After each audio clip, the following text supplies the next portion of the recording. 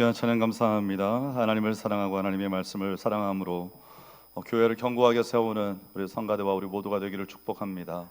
우리 옆에 분과 인사하시겠습니다. 사랑합니다. 오늘은 한 번 더 인사하겠습니다. 어버이가 되어주셔서 감사합니다. 네, 우리 성가대는 다 어버이 맞으신가요? 네, 일단 꽃은 다 다셨는데 아닌 분들도 보이는데요. 오늘 수치를 먼저 입은 사랑이라는 제목으로 여러분과 함께 말씀을 나누고자 합니다. 오늘 본문이 우리에게 익숙한 이야기입니다. 탕자가 집을 나갔고 망했고 돌아왔고 그리고 아버지가 용서했습니다. 그런데 오늘 저는 여러분에게 이 이야기에서 우리가 좀 주목해 보아야 할 한 가지 행동, 동작을 한번 보여드리고 싶습니다. 20절인데요. 아직도 거리가 먼데 아버지가 그를 보고 측은히 여겨 달려가 목을 안고 입을 맞추니 이렇게 말씀이 적습니다. 아버지가 달려갔습니다. 이게 우리가 주목해야 될 일인가 이렇게 생각이 들 수 있습니다. 우리가 이미 너무 잘 아는 본문이고 어쩌면 여러분들은 수십 번도 더 이 본문을 설교를 들어서 그 의미까지도 다 파악하고 계신지도 모릅니다. 그런데 이 본문을 처음 들었던 그 당시의 청중들은 어땠을까를 한번 생각해 봅니다. 우리가 이 본문의 그 뒤에 숨겨진 이야기들을 좀 느끼려면 배경을 좀 알아야 됩니다. 1세기 이 당시 사람들에게 있어서 명예라는 것은 목숨보다 귀중한 것이었고 수치는 죽음보다 무서워하는 그런 것이었습니다. 사실 이런 것들은 요즘 이슬람 사회를 가보면 아직 그대로 남아있는 문화인 것을 우리가 보게 되죠. 그래서 당시 유대 공동체에 재산을 이방인에게 넘긴 사람을 정말 수치스럽게 여기고 공동체에서 끊어내는 그런 풍습들이 존재했었다, 이렇게 학자들이 주장하는 것을 보게 됩니다. 그리고 일부 학자들은 그걸 이제 케짜짜 전통이다 이렇게 말을 하기도 하고요. 이 케짜짜는 끊어낸다는 뜻의 히브리어입니다. 마을 사람들이 공개적으로 그를 공동체에서 끊어냈을 수도 있다는 의미죠. 그것이 어떤 방식이든지 간에 돌아온 자에게는 일종의 사회적인 사형 선고가 되는 그런 일이었을 겁니다. 근데 바로 지금 그 아들이 마을 어귀에 들어서는 순간 아버지가 생각할 때는 어쩌면 그 일이 벌어질 수도 있다 예상하지 않았을까 생각합니다. 어쨌든 아버지는 달렸습니다. 아직 거리가 먼데 달려나가서 아들을 먼저 껴안습니다. 그래서 그 어떤 일이 일어나기 전에 아들을 자신의 가족으로 복권시키는 겁니다. 아버지가 혹시 모를 아들이 당할 수치를 내가 먼저 당함으로 아들이 받을 수치를 막아낸 것이죠. 그런데 아들이 돌아온 이유를 우리가 먼저 좀 보아야 합니다. 17절에 보면 이에 스스로 돌이켜 이르되 내 아버지에게는 양식이 풍족한 품꾼이 얼마나 많은가, 나는 여기서 줄여 죽는구나 이렇게 씁니다. 아들이 돌아온 최초의 동기는 아버지에 대한 그리움이 아니었습니다. 굶주림이었죠. 그리고 계산합니다. 품꾼으로 가면 적어도 죽지는 않겠구나 라고 계산합니다. 그리고 연습하죠. 18절 19절에 보면 내가 일어나 아버지께 가서 이르기를, 이 말이 뭔가 하면 이렇게 말하면 되겠다 하고 지금 연습하는 겁니다. 아버지, 내가 하늘과 아버지께 죄를 지었사오니 지금부터는 아버지의 아들이라 일컬음을 감당하지 못하겠나이다. 나를 품꾼의 하나로 보소서. 이렇게 연기 연습을 했습니다. 순수한 회개가 아니죠. 생존을 위해서 계획되어 있는 그런 계산된 기환입니다. 아들은 자신이 받을 수 있는 가장 작은 자리, 이걸 요구하면 이 정도는 받아주실 것이다 하는 가장 안전한 것을 요구하려고 생각하고 품꾼을 요청하기로 한 겁니다. 그런데 아버지가 아들을 한참 멀리에서부터 알아본 순간 달려나간 겁니다. 이것이 이 비유의 충격이죠. 왜냐하면 아버지는 아들의 순수한 회개를 기다리지 않았습니다.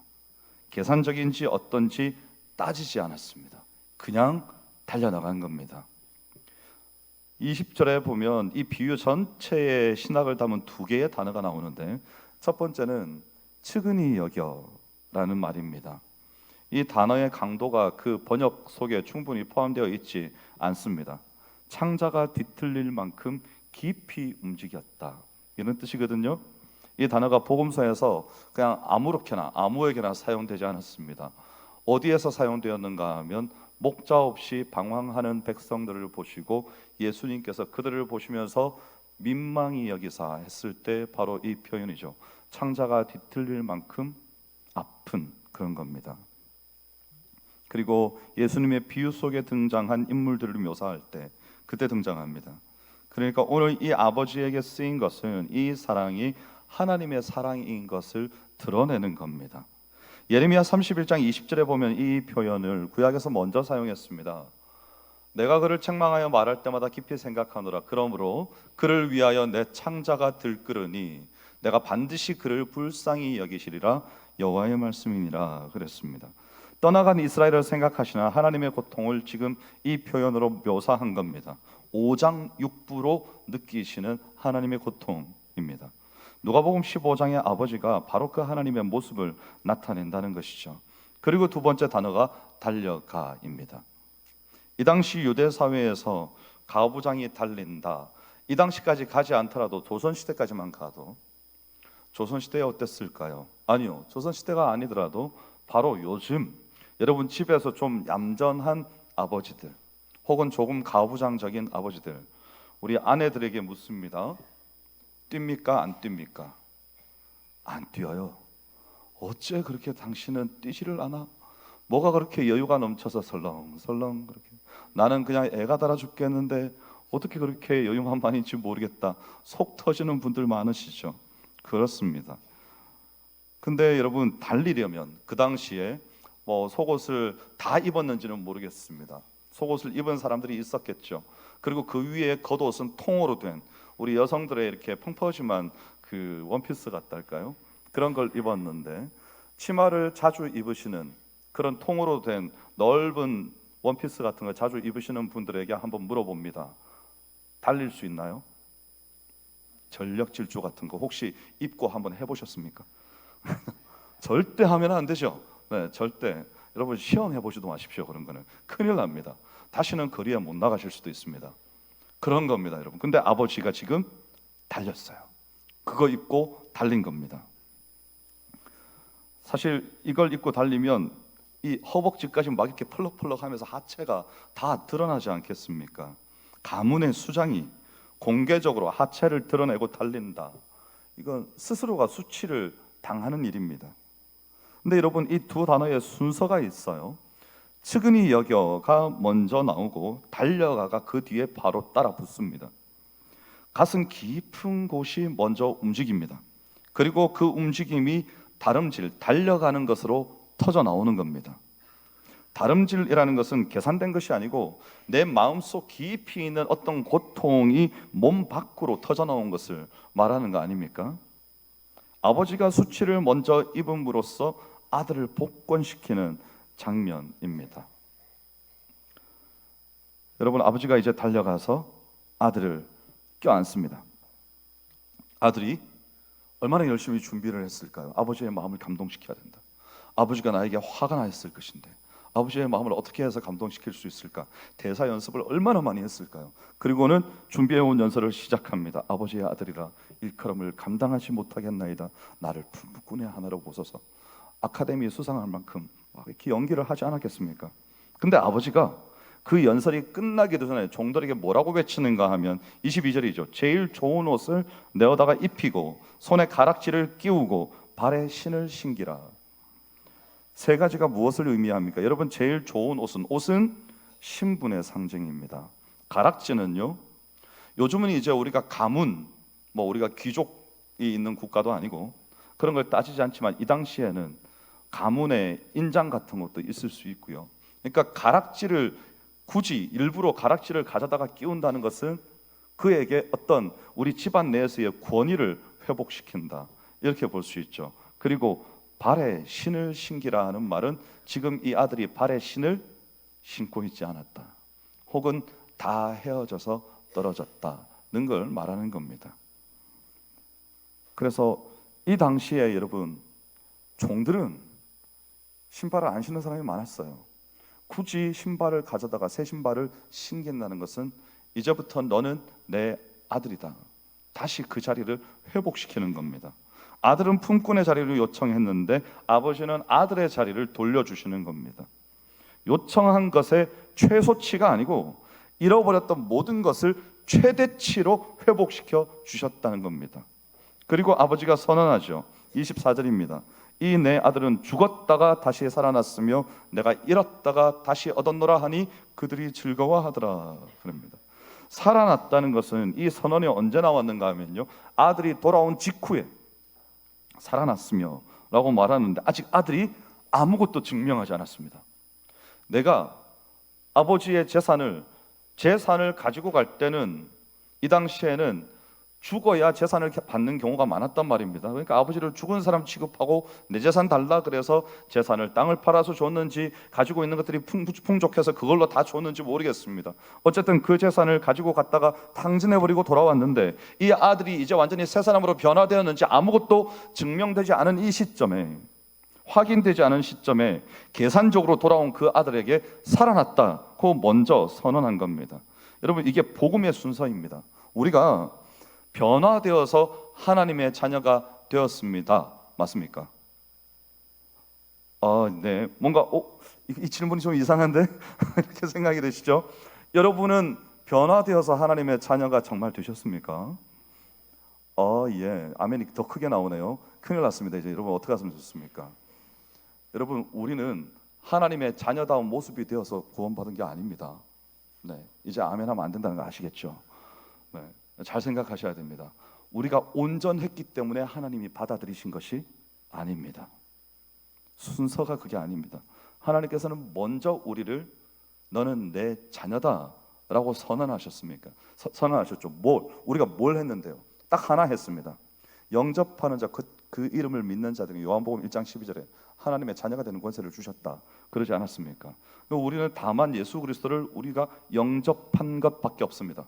여러분, 온전히 변화된 상태로 하나님을 깊이 만나고 나 이제부터 제대로 살겠습니다 회개하고 다 그 과정을 끝낸 다음에 여러분 영접하셨습니까? 아니요.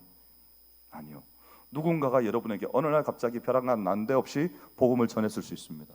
복음을 듣는데 마음에 이 기도를 내가 따라해도 되는 걸까 망설이다가 앞에서 따라하라고 하니까 내가 이제부터 내 인생의 구주로 예수 그리스도를 영접합니다. 내 인생 내 마음대로 살아왔는데 앞으로는 예수 그리스도의 인도함을 따라 살겠습니다. 그리고는 예수님 이름으로 기도합니다. 아멘. 이렇게 끝났을 수도 있습니다. 근데 그때 바로 그 순간에 성령으로 아니하고는 예수 그리스도를 주시라 할 수 없기 때문에 우리의 입술에서 예수 그리스도를 주라 고백하는 순간에 성령님이 우리 안에서 이미 움직이셨습니다. 주로 고백하게 하셨습니다.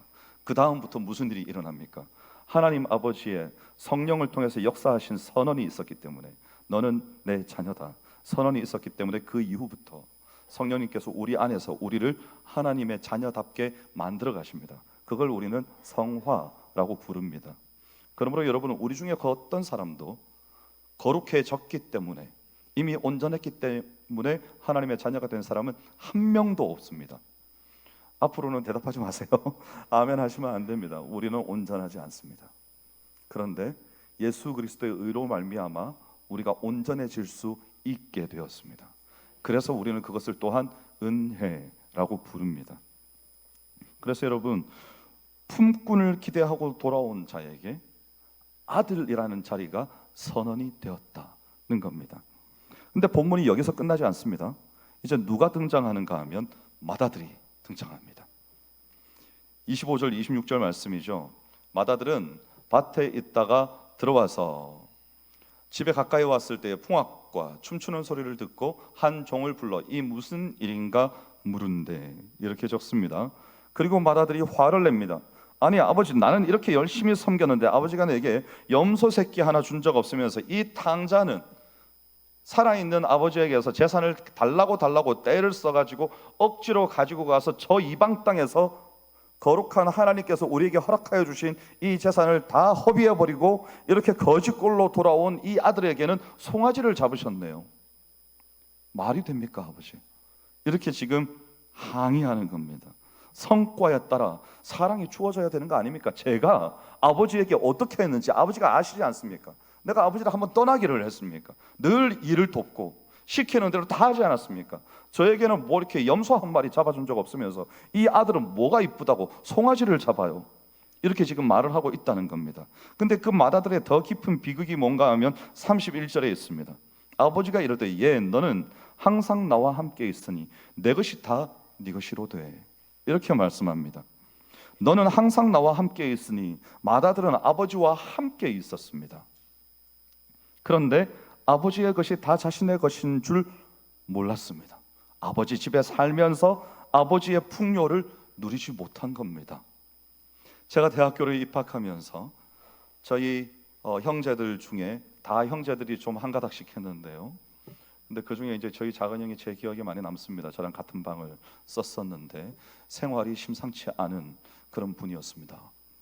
근데 이 형님이 어느 날 회개하고 주님 앞으로 돌이켰는데 교회에서 고등학교 2학년 이렇게 된 사람이 동생들을 데리고 동기들을 데리고 성경 공부를 하는데 하나님이 역사하는 겁니다. 학생인데 하나님이 막 공부 가운데 역사하는 거예요. 그래서 그 모습을 보고 대학 가서도 계속해서 하나님이 그렇게 그 인생을 이끌어 가시는 것을 보고 제가 뭐라고 기도했게요? 하나님, 저도 우리 형처럼 나가서 좀 놀다가 들어오면 저렇게 강하게 역사해 주시는 겁니까? 제가 똑같이 기도했어요. 하나님, 저는 평생 교회를 떠난 적이 없고 부모님 속 썩인 적도 없고 부모님 말씀에 노라고 말해본 적도 한 번도 없습니다. 그런데 아니라고 지금 누가 건반을 바이올린? 네, 맞아요. 분명 저는 그렇게 살았는데 왜 하나님께서 제게는 아무리 기도를 해도 하나님이 역사하시지 않고, 이런 일들이 일어나지 않습니까? 저도 나가서 제 마음대로 살다가 돌아오면 제 마음에 불이 붙어서 저렇게 막 하나님이 막 그냥 무슨 말만 하면 막 역사하실까요? 라고 기도하면서 제가 하나님 그럼 저 한 달만 놀다 오겠습니다. 허락해 주세요. 하나님이 아무 말씀도 안 하세요.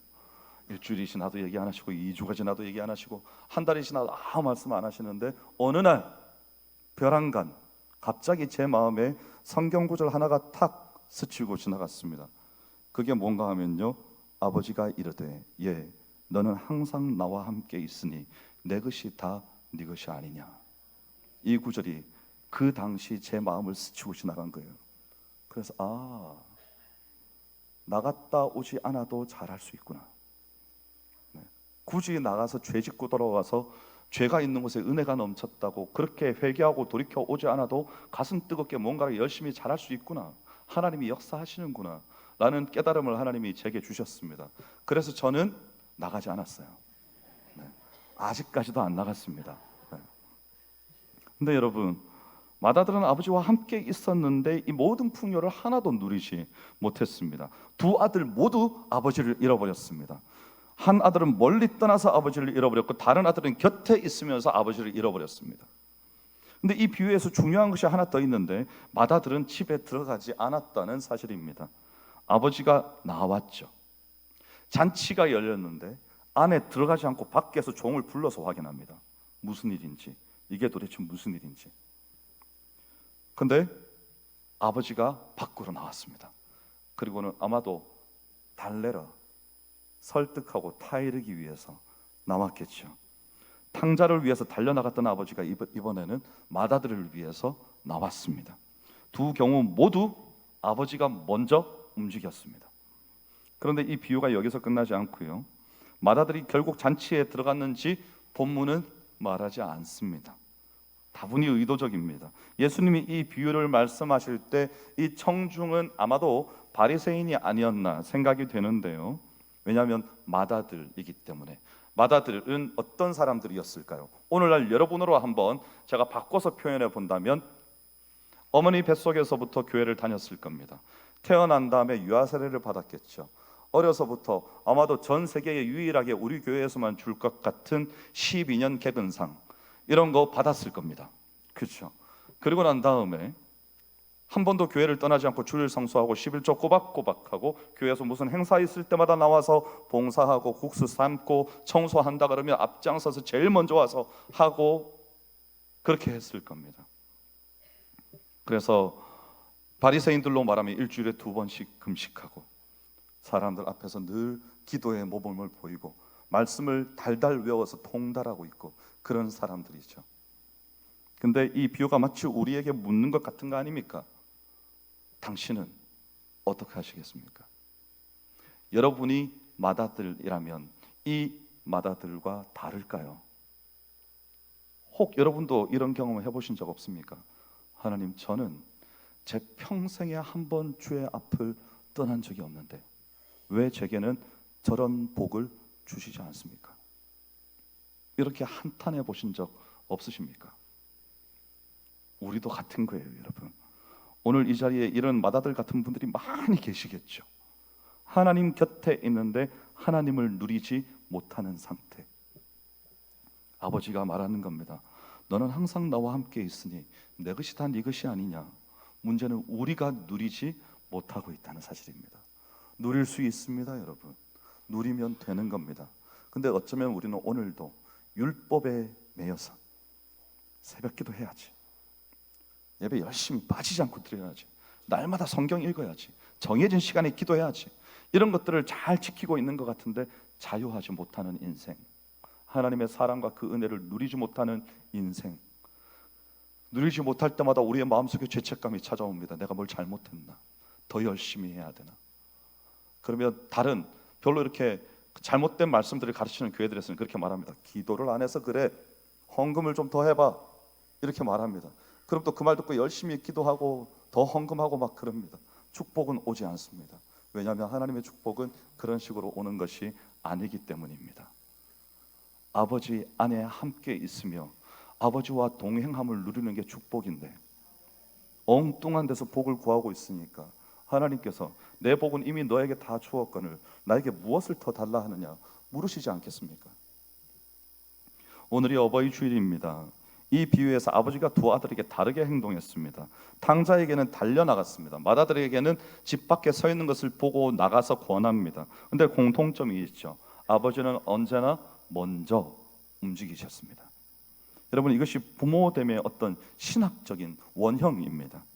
부모의 사랑은 아이의 태도를 먼저 확인하고 움직이는 것이 아니지 않습니까? 먼저 움직이는 거죠.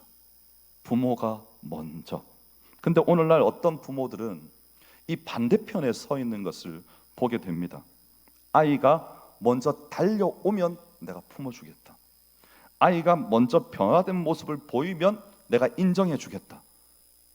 그건 오늘 말씀과는 좀 사뭇 다른 부모의 모습입니다. 본문에 나타난 아버지의 사랑은 그렇지 않습니다. 이 아버지는 아들이 아직 거리가 먼데 달려나갔습니다. 사실 순수한 회개가 아니라 계산적인 귀환이었음에도 불구하고 따지지 않고 달려나갔습니다. 그리고 달리기 위해서 수치를 감내했고 다리를 드러냈고 체면을 버리고 달려간 겁니다. 여러분, 부모됨이라는 것은 언제나 이것을 포함합니다. 자녀를 위해 무언가를 먼저 내어놓는 것이고요, 체면을 내려놓는 것이고요, 시간을 내려놓는 것이고, 때로는 자존심까지도 내려놓고 먼저 달려가는 겁니다.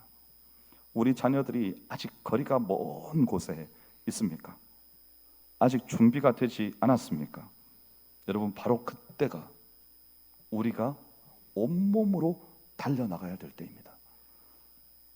우리는 그동안에 이 이야기를 탕자의 비유, 탕자의 이야기 이렇게 읽어왔습니다. 그런데 이 비유의 심장은 사실 탕자가 어떻게 돌아왔는지가 아닙니다. 왜냐하면 모든 성경 말씀의 주인공은 하나님이시기 때문입니다. 이 말씀의 주인공도 하나님이시고 이 말씀이 드러내고자 하는 것은 하나님 아버지의 마음입니다.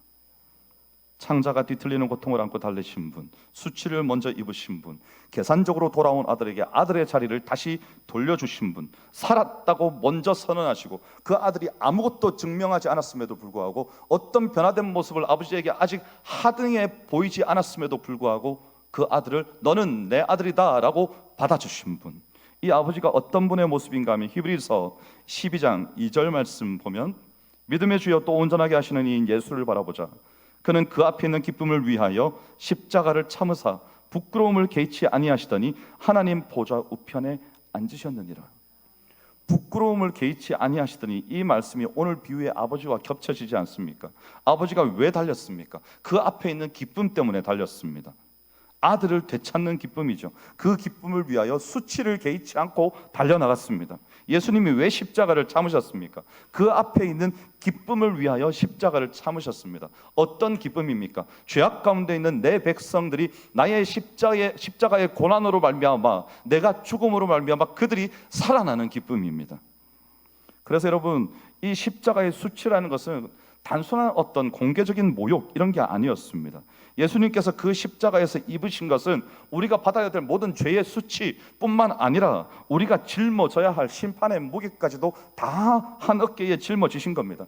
아버지가 아들이 받을 그 수치와 따돌림과 어쩌면 침뱉고 돌을 맞았을 수도 있는 그 수치를 자신이 먼저 다 뒤집어 쓰고, 저 아들은 내 아들이고 내가 지금 달려나가는 것을 보면 당신들이 내 마음을 알 것이므로 아무도 내 아들에게 손대지 말라, 이렇게 말하는 것이 그 뛰어나가는 모습에서 보이지 않았겠습니까? 동네 사람들이 저희가 왜 저렇게 뛰어가나 모두가 알았겠죠. 우리는 저를 욕하고 우리는 저에게 침뱉으며 우리는 저에게 돌을 던질 수 있지만 저 아버지는 아직도 저 아이를 아들로 생각하는구나. 그것 아닙니까? 예수님께서는 우리가 받아야 될 그 수치와 저주를 십자가에서 우리의 대신 담당하시고 선포하신 것 아닙니까? 이는 내 아들이다. 내가 그를 위하여 그 죄를 대신하여 십자가를 졌으므로 아무도 그에게 손대지 말라 말씀하신 거죠. 아버지가 수치를 먼저 입고 달렸듯이 예수님께서는 우리가 받아야 될 그 심판의 자리에 대신해서 먼저 서신 겁니다. 그리고 이것이 오늘 우리가 우리의 자녀를 향해 달려갈 수 있는 근거가 됩니다. 계산하지 마십시오. 그냥 스스로 돌아올 때까지 기다리다가 내치지도 마십시오. 왜 그런가 하면 우리가 먼저 그렇게 우리를 향해서 달려오시는 하나님의 사랑을 입었기 때문입니다. 주님께서는 우리를 맞이해 주실 때 우리의 자격을 따지지 않으셨고 우리의 과거를 들추어내지 않으셨으며 우리의 현재의 상태가 어떠한지 우리의 마음에 무엇이 가득한지 아무것도 묻지 않으셨습니다. 그냥 받아주셨습니다. 그것이 하나님 아버지의 사랑이고 오늘 우리가 있어야 할 부모됨의 자리입니다. 오늘 이 자리에서 이 아버지의 다름질을 깊이 묵상하는 우리가 되기를 원합니다. 그리고 아직 거리가 먼 자리에 있는 우리의 자녀를 향해서 온몸으로 먼저 달려나가는 우리가 되기를 소망하고요. 또 우리의 삶의 자리들이, 우리의 가정이, 혹 우리의 일터가, 우리의 이웃 앞에서의 우리의 인생이 아버지 품 안에 있으면서 그 품을 온전히 누리고 그것을 전달함으로 그들도 함께 하나님 아버지를 알게 하는 여러분의 삶이 되시며 여러분의 가정이 되시기를 주의 이름으로 축원합니다. 기도하겠습니다. 하나님 감사합니다. 아버지가 달려나가신 것을 봅니다. 부끄러움을 개의치 아니하시고 오늘 우리를 위하여 십자가를 지시며 수치를 감당하시며 모욕을 입으시고 모든 고난 당하심으로 우리를 죄에서 해방하여 주신 하나님의 사랑을 오늘 말씀 속에서 발견합니다. 그리고 우리도 그리스도의 제자로서 그렇게 살기를 원하오니 은혜 베풀어 주시옵소서. 감사드리며 예수님 이름으로 기도하옵나이다. 아멘. 찬송가 305장 찬양하시겠습니다.